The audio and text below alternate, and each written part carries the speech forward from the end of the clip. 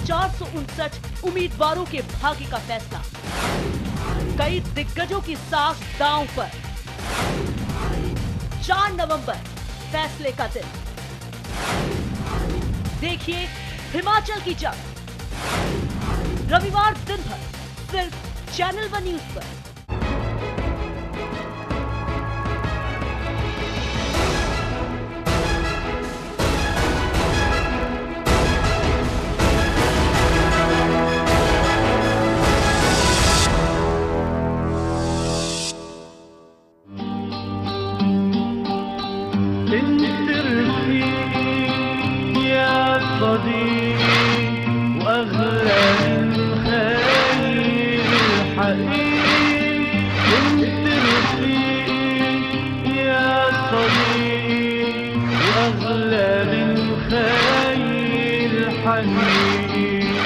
بدي منك ما تحارمني لبكل دقيقة تعذبني.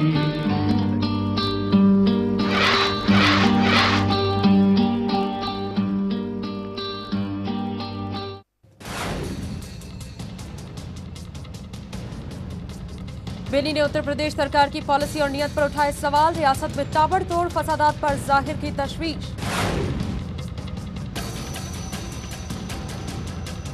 मौलाना अबुल कलाम आजाद को खिराज अकीदत पेश करने की तैयारी। तहरीरी व तकरीरी मुकाबले होंगे मुनाकिद।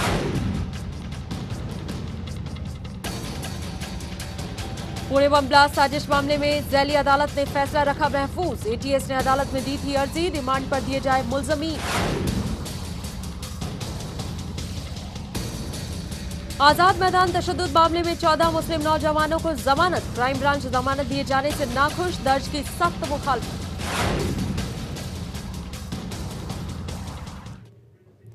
आदाब, मैं हूं वंदना चंदेल। पेशे खिदमत है मंजरनामा और अब खबरें तफसील से। हाल ही में अखिलेश सरकार को 100 में से 100 नंबर देने वाले मरकजी स्टील वजीर बेनी प्रसाद वर्मा ने अब उत्तर प्रदेश सरकार की पॉलिसी और नीयत पर सवाल उठाए हैं। उन्होंने कहा कि रियासत में ताबड़तोड़ फसादात होना तशवीशनाक है। इसके लिए सरकार में बैठे लोग जिम्मेदार हैं। स्टील वजीर सहाफियों से बातचीत कर रहे थे। उन्होंने कहा कि एसपी के दौरे इक़्तिदार में फिरका वाराना फसादात में इजाफा हुआ है। इंतजामिया और इक़्तिदार पर काबिज हजरता फसादात रोकने में अब तक नाकाम रहे हैं। उन्होंने कहा कि शुजागंज से लेकर फैजाबाद तक 8 घंटे तक फसाद होता रहा, लेकिन किसी ने इसकी खबर तक नहीं ली। सरकार मुसलमानों की बेटियों की शादी व पढ़ाई के लिए 30-30 हजार रुपया बांट रही है। क्या अकेले मुसलमान ही गरीब हैं? अगर 70% मुसलमान गरीब हैं तो 96% अनुसूचित जाति, 25% पिछड़े और 10% आम तबका के लोग बेहद गरीबी की जिंदगी जी रहे हैं। उन्होंने कहा कि सरकार 30 हजार देकर मुसलमानों के वोटों का सौदा कर रही है और उन्हें लूटने को मजबूर कर रही है।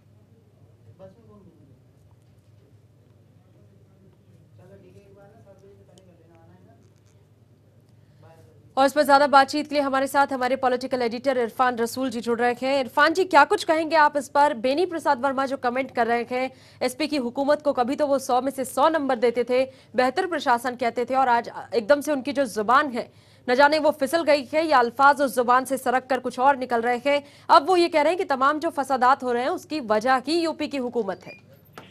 वक्त रहते उन्होंने कौन से कदम उठाया और वक्त रहते उन्होंने ऐसा बयान क्यों नहीं दिया? तब उन्होंने इस तरह के कोई कदम क्यों नहीं उठाया? सवाल करती है अगर अवाम आज उनसे, तो ये क्या गलत है? अब उन्होंने वो बातें कही हैं जो जख्मों पे मरहम रखने के वक्त कही जाती हैं, जख्मों पे नमक छिड़कने वाली बात है। अवाम का इससे क्या फायदा होगा जिनका सब कुछ लुट गया, जिनका सब नुकसान हो गया? ये हुकूमत, मरकज और सूबाई हुकूमत की जो जंग है, इसमें अवाम मुब्तला है और अवाम इस जख्म को झेल रहा है।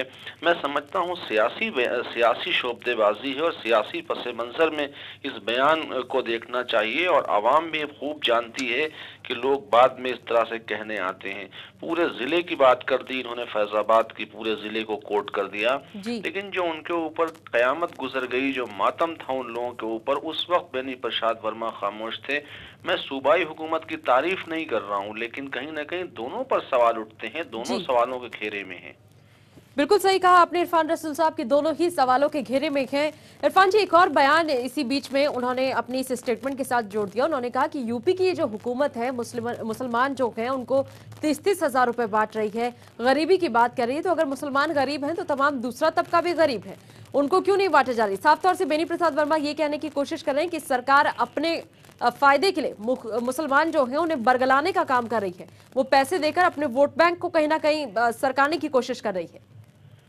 नहीं, मेरी समझ में नहीं आ रहा कि ये बयान किस सेंस में ये बयान है। अभी तो दिए भी नहीं गए हैं, अभी तो सिर्फ अनाउंसमेंट हुआ है, अभी सिर्फ निशानदेही चल रही है, अभी सिर्फ सिलेक्शन प्रोसेस चल रहा है, अभी सारी चीज़ें की जा रही हैं, अभी दिए भी नहीं गए। अभी वो गरीबी दूर करने क्या 30-30 हजार रुपए में मुसलमानों की गुर्बत दूर हो रही है? क्या 30 हजार में मुसलमानों का इरफान रसूल जी, माफ कीजिएगा, आपको यहाँ बीच में रोकना चाहेंगे। डॉक्टर मुनाजिर हुसैन इस वक्त हमारे साथ हैं, आरजेडी सांसद हैं। बहुत बहुत स्वागत है आपका चैनल न्यूज पर सर।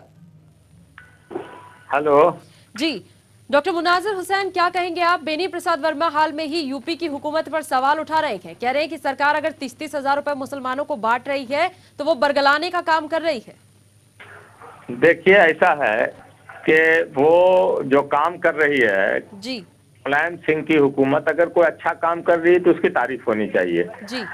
और बेनी प्रसाद वर्मा जी को अगर किसी और तबके के लिए अगर इमदाद की जरूरत है तो उनको उसका मुतालबा रखना चाहिए। दरअसल बेनी प्रसाद वर्मा का बैकग्राउंड समाजवादी तो रहा है जी, लेकिन ये कांग्रेस पार्टी की भाषा बोल रहे हैं, क्योंकि कांग्रेस पार्टी ने इनको अभी झुंझुना दे दिया है कि आप झुंझुना बजाते रहिए, तो वो झुंझुना बजा रहे हैं कांग्रेस पार्टी को। तो कि उनको लगता है कि ये जो छोटी छोटी पार्टियां हैं जो रियासतों में अपना परचम लहराए हुए हैं, चाहे बिहार के अंदर नीतीश कुमार हो, यूपी के अंदर मुलायम सिंह यादव हो या दूसरे स्टेट में जो लोग हैं जी, तो ये अक़लियतों के बीच में ये काम करके ये लोग अपना एक हैसियत इन लोगों ने मुतय्यन किया है और उस हैसियत से कांग्रेस पार्टी आज हर जगह हाशिए पर दिखाई दे रही है। जी जी, कांग्रेस पार्टी ने 64 साल की आज़ादी के अंदर मुसलमानों को हाशिए पर ला करके खड़ा कर दिया।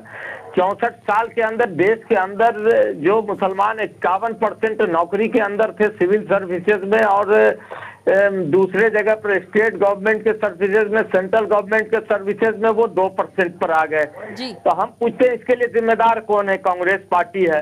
और जो कॉरपोरेट सेक्टर चले जाइए, कॉरपोरेट सेक्टर में आप जाएंगे तो इनकी तादाद 0.5% भी इनकी आबादी नहीं है।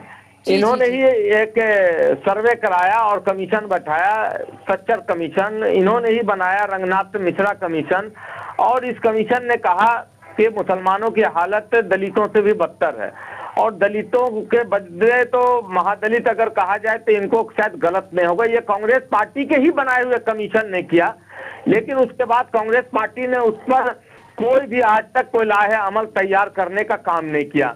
धारा 341 जिसके अंदर जो दलित मुस्लिम थे, जो पिछड़े मुस्लिम थे, उनको जो दर्जा था उसको राष्ट्रपति के एक अध्यादेश के जरिया खत्म कर दिया गया, क्योंकि ये बेचारी कौम है और ये इसको डिमोरलाइज करके ये लोग रखना चाहते हैं। सिखों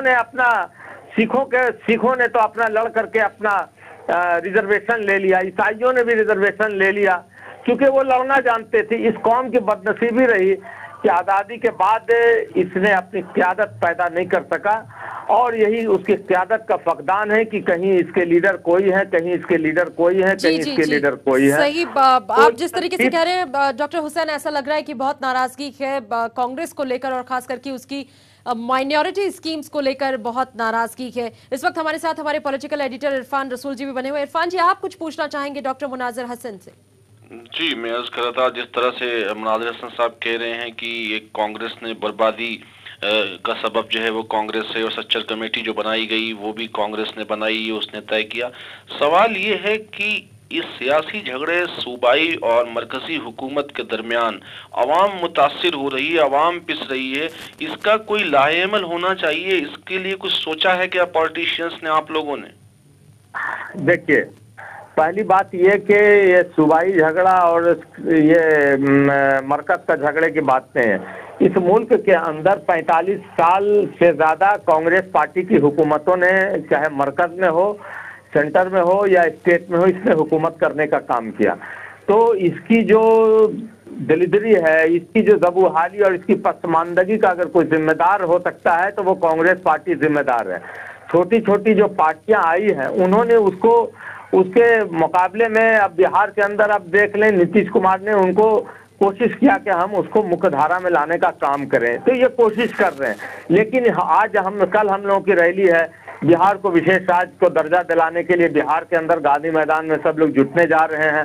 तो हम तो कहते हैं कि आप हमको हमारे साथ इस्तेहसाल कर रहे हैं, तो बिहार के साथ जो हमारे जो छोटी पार्टियां हैं उसके जो हुक्मरान हैं, तो ये चाहते हैं कुछ करना, लेकिन ये केंद्र सरकार के जो लोग हैं वो नहीं चाहती है। वो उनको चाहिए बैसाखी की सरकार। वो चाहते हैं, आज आप देखें पार्लियामेंट के अंदर 1 नंबर की कुर्सी पर बैठने वाला कोई मुसलमान का बंदा है क्या?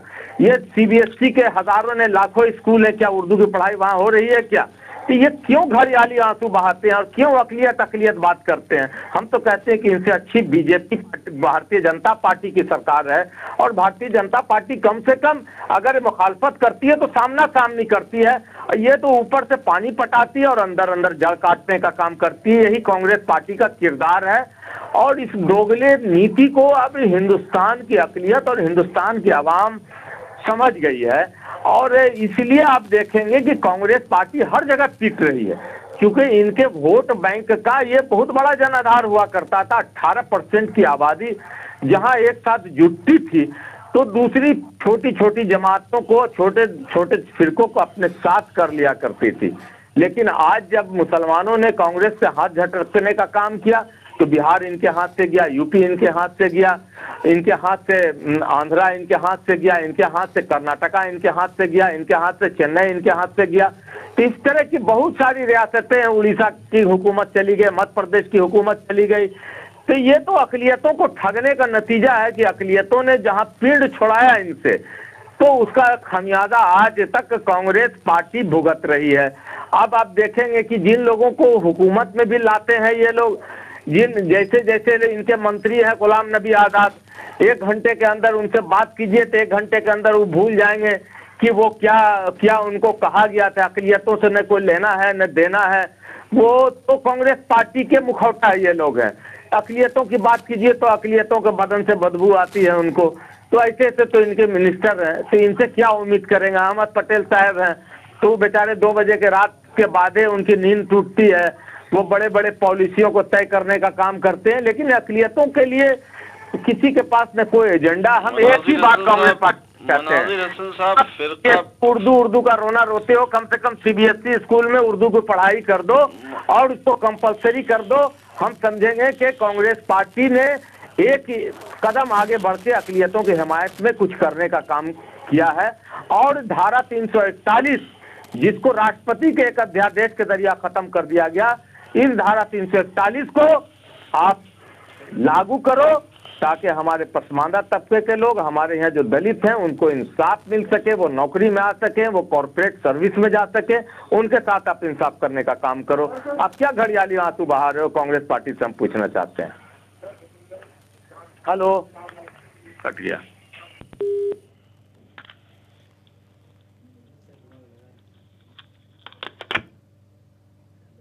तो माइनॉरिटी को लेकर जो मसलक है वो बेहद संगीन है, खफा है, खासकर आरजेडी सांसद मुनाजिर हसन जो कह रहे थे कि बेहद ही दोगला करैक्टर कांग्रेस का रहा है अकलियतों की तरफ। और माइनॉरिटीज की अगर बात की गई तो कम से कम मुसलमानों की कभी परवाह कांग्रेस ने नहीं की, ये कह रहे हैं आरजेडी के सांसद मुनाजिर हसन साहब। बहुत बहुत शुक्रिया डॉक्टर मुनाजिर हसन आपका भी इस खास बातचीत के लिए। शुक्रिया इरफान रसूल आपका भी इस जानकारी के लिए।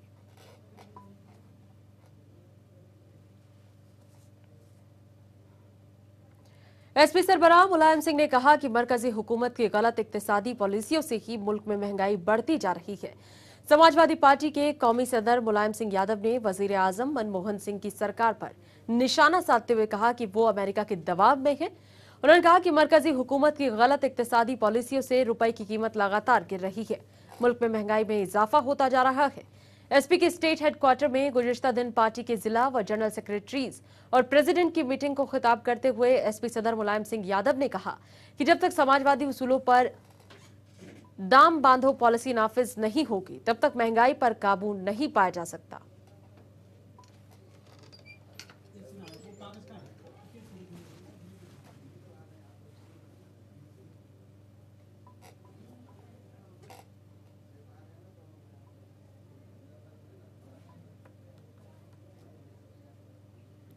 उत्तर प्रदेश की अखिलेश हुकूमत ने समाजवादी पार्टी की तरफ राज्यसभा रुकन अमर सिंह के खिलाफ फर्जी कंपनियों के जरिए करोड़ों रुपए की हेराफेरी के मामले को खत्म करने का फैसला किया।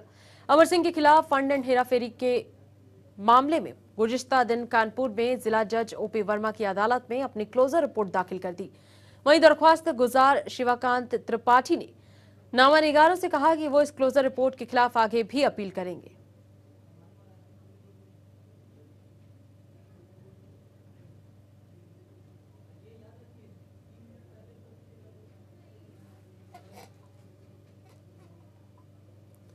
मौलाना आजाद नेशनल उर्दू यूनिवर्सिटी के मरकज बराए उर्दू जुबान, अदब और सकाफत के जेर एहतमाम यौम पर पैदाइश मौलाना अबुल कलाम आजाद और यौम कौमी तालीम के सिलसिले में इमामुल हिंद मौलाना आजाद की खिदमात को खराज अकीदत पेश करने के मकसद से हस्ब रिवायत तलबा के लिए तहरीरी व तकरीरी मुकाबलों का इक़ाम किया जा रहा है।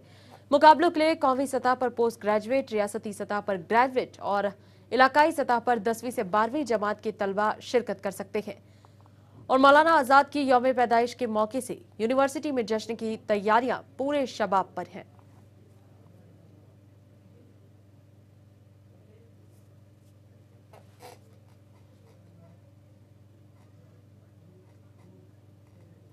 पुणे बम ब्लास्ट की साजिश के इल्जाम में दिल्ली पुलिस की स्पेशल सेल के जरिए गिरफ्तार किए गए मुलजिमीन को मुंबई एटीएस की हवालगी के मामले पर दिल्ली अदालत ने अपना फैसला महफूज कर लिया है और अब अदालत रिमांड पर दिए जाने का फैसला सुनाएगी। इंडियन मुजाहिदीन के दहशतगर्दी के इल्जाम में पकड़े गए नौजवानों ने मुंबई एटीएस की रिमांड की मुखालफत करते हुए अर्जी दाखिल कर दी है, जबकि दिल्ली पुलिस का कहना है कि पुलिस के पास उनके खिलाफ मजबूत सबूत है। इसी ताल्लुक से एटीएस ने अदालत में अर्जी लगाई कि मुलजिमीन रिमांड पर दिए जाएं।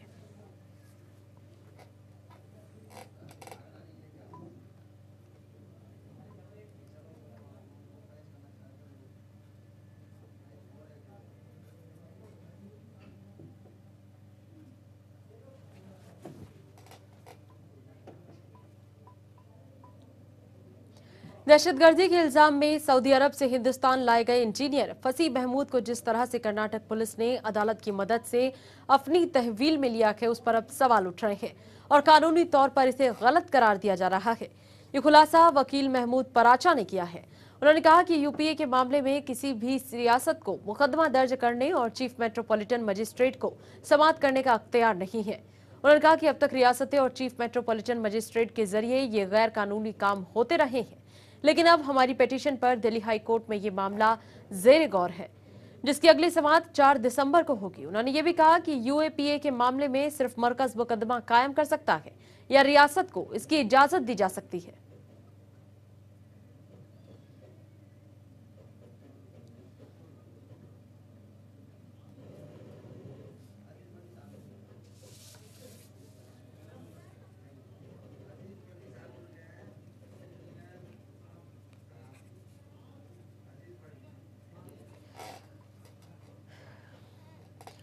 अजीज बर्नी साहब इस वक्त हमारे साथ जुड़ गए हैं। सीनियर जर्नलिस्ट हैं, राजनीतिक विश्लेषक हैं और बहुत कुछ इस तरीके के मामलों में जानते हैं।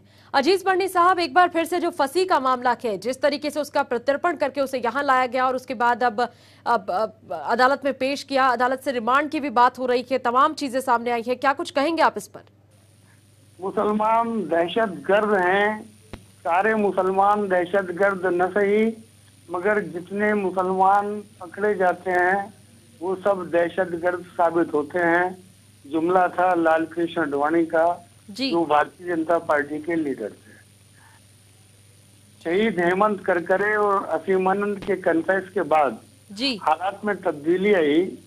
अब एक बार फिर से ये नया सिलसिला शुरू हुआ है, जब किसी न किसी मुसलमान को दहशतगर्द के तौर पर सामने लाकर लंबी प्रोसीडिंग्स का सिलसिला शुरू होता है, ताकि मीडिया में बराबर चर्चा चलती रहे। आपको कभी मेरा फोन चाहिए, कभी किसी टीवी चैनल को वहाँ लाइव दिखाने का मौका चाहिए। ये जो कानूनी बात बता रहे हैं, इनका भी आपने नाम लिया, ये बिल्कुल सही है। ये सेंट्रल गवर्नमेंट का मामला है। इसको सेंट्रल गवर्नमेंट। बिल्कुल अजीज बर्नी साहब, ये खुलासा जो है वकील महमूद पराचा ने किया है। वो कह रहे हैं कि कानूनी तौर पर जैसे कर्नाटक पुलिस ने अपनी कस्टडी में ले लिया है फंसी को, ये जायज नहीं है, ये कानूनी तौर से गलत है। ऐसे मसलों को देखने का अधिकार स्टेट पुलिस को है ही नहीं।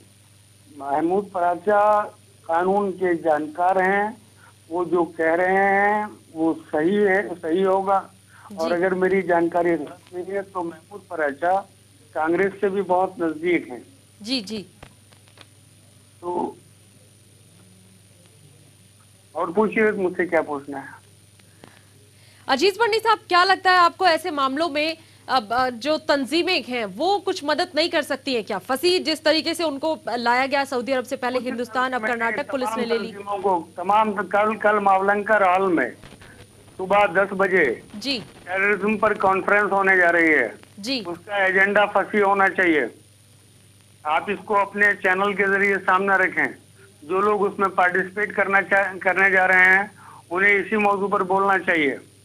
मैं कल दिल्ली में नहीं हूँ जी जी, लेकिन जो लोग यहाँ पर हैं उन्हें इस सब्जेक्ट पर बोलना चाहिए, बात करना चाहिए।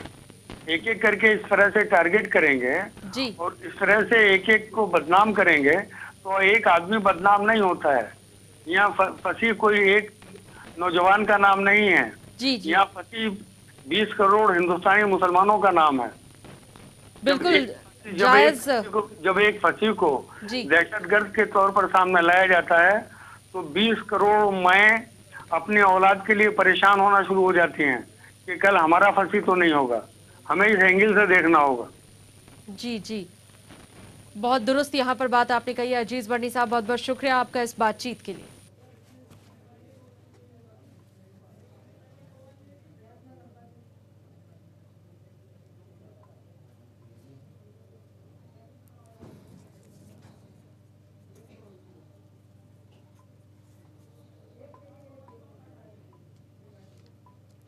ओलंपिक खेलों में हिंदुस्तान की दिलचस्पी अब बढ़ती जा रही है। जहां क्रिकेट को हिंदुस्तान में अहमियत दी जाती है, वहीं दूसरी तरफ हुकूमत को स्पोर्ट्स के दूसरे शोबों की तरफ भी ध्यान देना चाहिए। इसी के तहत 2 बार निशानेबाजी में नेशनल चैंपियन का खिताब जीत चुके 17 साला श्रेयान से मजीद बातचीत की हमारे नामानिगार अरुण ने। ओलंपिक्स में भारत की मेडल टैली हर बार बढ़ती जा रही है। इससे न केवल क्रिकेट बल्कि अन्य खेलों को भी भारत में महत्व मिल रहा है। इसी पर बात करने के लिए आज हमारे साथ हैं 2 time junior national champion Shayan. आइए उनसे जानते हैं शुरुआत किया इसमें जिसने इसकी